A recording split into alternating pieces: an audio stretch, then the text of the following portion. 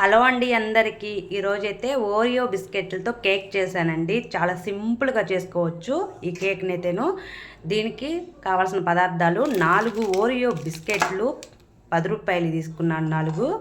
అవి లోపల ఉండే క్రీముని తీసేసుకొని ఒక మిక్సీ జార్లో మెత్తగా మిక్సీ పట్టుకోవాలండి. ఆ పొడిని ఒక బౌల్ తీసుకొని దాంట్లో వేసుకొని పాలు పోసుకుంటూ బాగా కలుపుకుంటే ఇది ఈ విధంగా వస్తుంది. దాన్ని వచ్చేసి గ్యాస్ మీద అయితే 20-25 నిమిషాల్లో కుక్ చేసుకోవాలండి. నేనైతే ఓవెన్లో చేస్తున్నాను. నాకైతే 3 నిమిషాల్లో కుక్ అయిపోయింది ఈ కేక్ అయితేను. చాలా పిల్లలు ఇష్టంగా తింటారు, చాలా బాగుంటుందండి. బిస్కెట్లు అయితే పిల్లలు అస్సలు లైక్ చేయరు కాబట్టి ఒక్కసారి ఇలా ట్రై చేయండి. కేక్ అయితే రెడీ అయిపోయిందండి. నాకైతే ఇదైతే 7 నిమిషాల కేక్ రెడీ అయిపోయింది.